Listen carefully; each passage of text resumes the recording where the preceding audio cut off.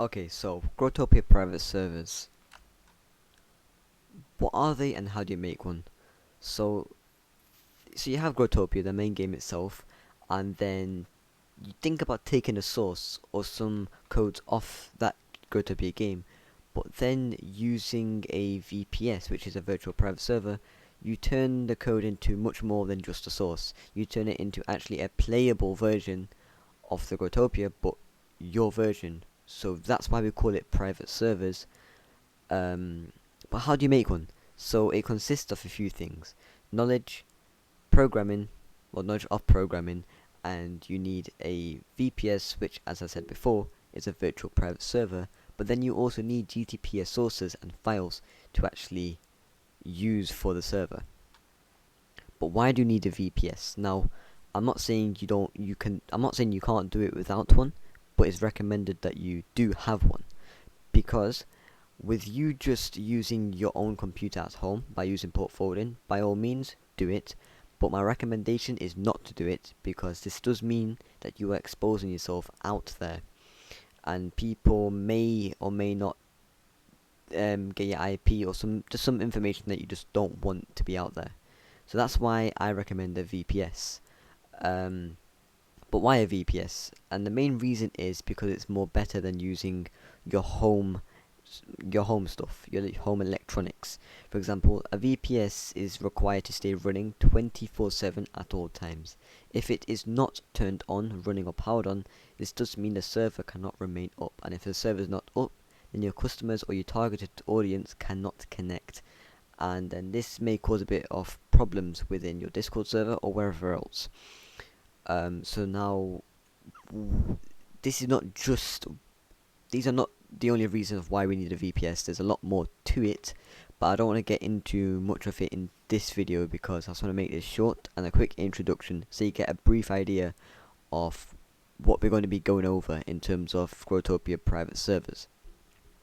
So the other reason to using a VPS is it's easier. It's just a lot more flexible in terms of when it comes to XAMPP, which is what we'll be using to make our own server.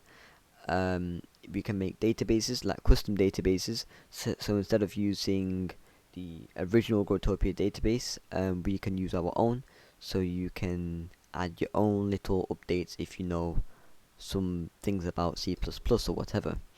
So now let's just move on to the next slide. So where can you buy a VPS? Now there are many sellers that I've run into. Some are scammers, some are not, but if you want to buy a VPS, my Discord is in is in the description. But you can also email me if you want to. Feel free. So I do sell the VPSs. I will negotiate a price. However, you can go to any other seller. It does not matter. But there are there are quite a lot of requirements for your VPS. So the first requirement is you will need the port 17091 open. It has to be open. Whether or whether not your VPS says that it's open, the seller needs to also open the port within the panel of the VPS, and if he can't do this, then the server may or may not go up. So I recommend opening the port 17091 on TCP and UDP, and if you use Microsoft Azure, set the priority level to 380 because that just works best for some reason. Also, in terms of HTTP and HTTPS ports, that would be 80. If it's not opened, you will need to open that port on TCP. So let's move on to the next slide. So where can you find GTPS sources and files? If you do not know already, GTPS stands for Growtopia Private Server, but where can you find the sources and files? Sources and files is just another word for source code, or the files of the Growtopia files, obviously. But inside of these files, all it is player folders, world folders, the main code itself, obviously, and the exe files, just everything that the CPP, which is known as C++ file, needs, or one of its requirements to actually run. And if any of the components that it requires is missing, it will crash and it won't run. It will just give you some next error. I haven't run into this issue myself because I've always been careful with when I'm handling this type of stuff, but it won't run. You will get an error.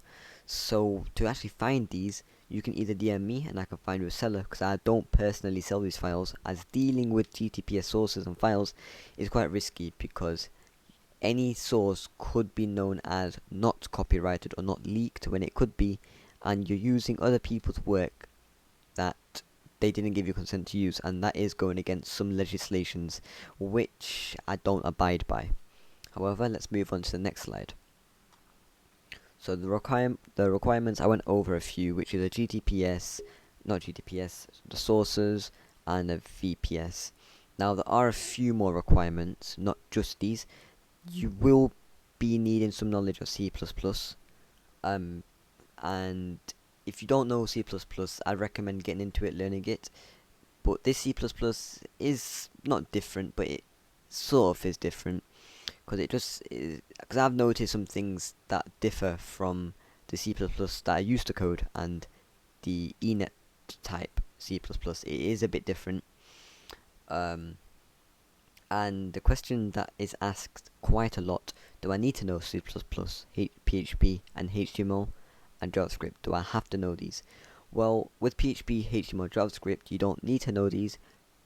If you want to make your Discord server a bit advanced with a bot that can actually activate commands via the Discord channels, you do need to know all three. Or if you want to make your own custom databases to do just different things, or it's like an update or something, you will need to know these three.